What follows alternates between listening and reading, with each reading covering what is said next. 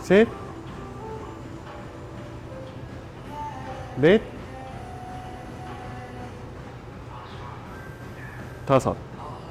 안녕하세요, 코치입니다. 오늘은 숄더 패킹을 과연 해야 될지 말아야 될지에 대해서 얘기를 한번 해보려고 합니다. 숄더 패킹을 이렇게 후인 하강 모아서 해야 된다는 사람도 많고, 자유롭게 날개뼈를 움직여줘야 된다는 입장도 많은데, 결론적으로 저는 한번 얘기하면은 둘 다 틀린 것도 아닌 맞는 것도 아니라고 볼 수가 있어요. 일단 너무 어깨가 올라가 있는 초보자들이나 날개뼈가 너무 컨트롤이 안 되는 일반인 분들한테는 모으는데 조금 더 중점을 두고 벤치프레스를 했을 때 안정적인 기능을 할 수가 있고, 그리고 이제 조금 더 보디빌더 상급자들은 전거근을 조금 더 활용하면서 날개뼈를 같이 움직이는 경우도 있습니다. 저도 처음에는 이렇게 숄더 패킹을 하면서 많이 연습을 했고, 그로 인해서 안정성이 더 많이 생겼어요. 근데 최근에는 날개뼈를 조금 더 움직이는 방식으로 했는데, 그로 인해서 조금 더 가슴에 더 자극점을 주거나 더 늘릴 수 있는 방식도 많이 활용하게 됐습니다. 가슴의 기능은 수평 내전, 이렇게 팔을 안쪽으로 수평으로 갖고 오는 기능, 이렇게 몸쪽으로 갖고 오는 기능, 팔을 드는, 굴곡, 신전, 그리고 내외전, 이런 다양한 기능들이 있는데, 뭐 내외전, 뭐 굴곡, 신전 이런 기능들은 다른 근육의 참여도가 많습니다.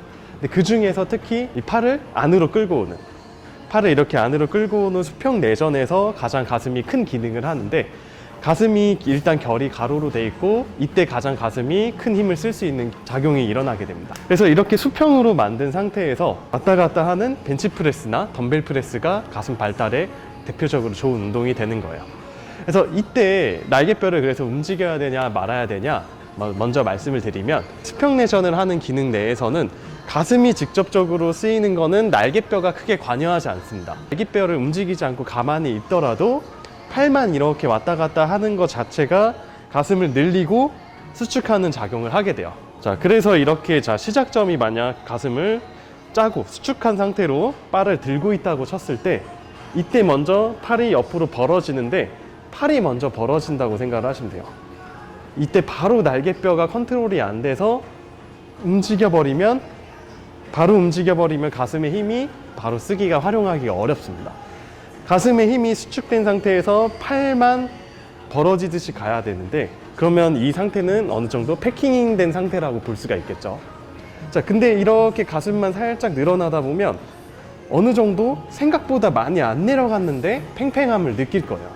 더 이상 안 내려가는 지점이 생깁니다.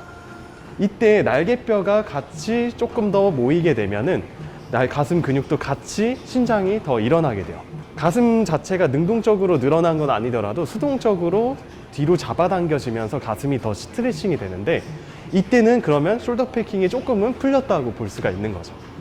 그래서 결론적으로 숄더 패킹은 이렇게 미리 후인 하강을 너무 강하게 한다기보다는 어느 정도 날개뼈를 살짝 벌린 상태, 어느 정도는 좀 연 상태에서 안정적으로 잡아주는 거라고 생각을 하시면 돼요. 저는 패킹을 일부러 후인 하강하고 고정한다기보다는 날개뼈의 구조를 몸통과 조금 더 밀착되게, 안정되게 잡아주는 역할을 숄더 패킹이라고 좀 더 보고 있거든요. 그래서 처음에는 조금 더 패킹된 상태에서 날개뼈가 밖으로 빠진 상태에서 호흡을 채우고, 흉곽에 호흡을 채우면 날개뼈가 안정되게 잡혀요. 그 상태에서 팔만 움직이다가 가슴이 너무 팽팽해진다 싶으면 날개뼈를 같이 모이게, 근데 이때 일부러 등을 모으기보다는 날개뼈가 풀리면서 등이 모인다고 생각을 하시면 됩니다. 자, 벤치프레스 하는 모습 보여드릴게요. 자, 이 상태에서 호흡을 통해서 가슴에 흉곽에 좀 호흡을 채워주고 날개뼈를 옆으로 벌려준 상태가 돼요. 자, 이 상태에서 가슴 위에 놓고 밀고 있으면 가슴은 근육이 짧아져 있는 상태예요. 자, 이때 바로 날개뼈를 이렇게 날개뼈를 움직이시는 게 시작점이 아니라 팔부터 벌어진다 생각해줘요.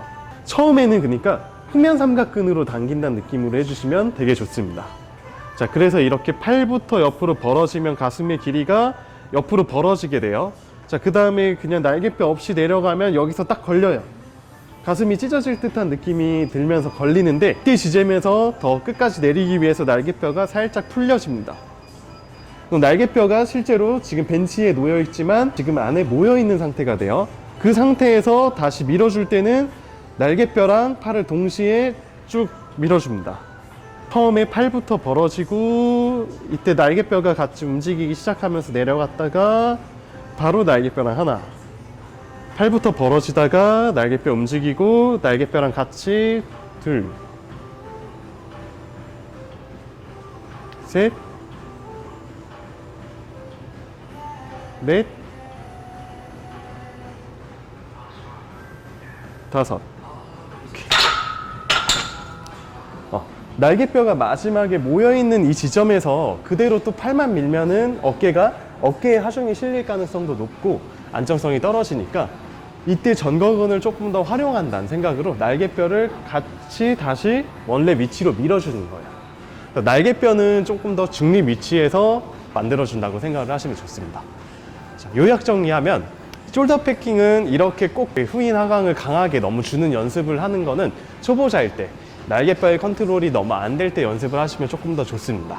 그리고 이제 조금 더 연습이 되신다 하면 날개뼈를 어느 정도 움직여 주는데 이때 팔부터 벌어지는 거예요.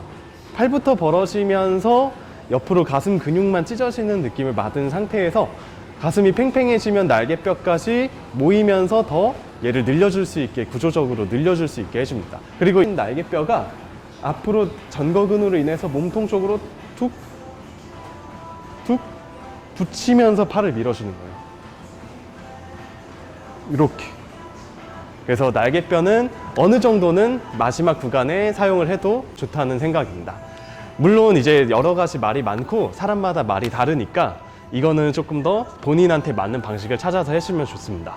어떤 사람은 패킹을 완전히 강하게 해서 더 안정성이 생기고 안 아픈 사람이 있고, 날개뼈를 자유롭게 활용해야 조금 더 자유롭게 움직이고 안 아픈 분들이 있기 때문에 이거는 직접 해보시고 제 방식대로도 한번 연습을 해보시면 좋을 것 같습니다. 네, 오늘 내용 도움 되셨으면 구독하고 좋아요 부탁드릴게요.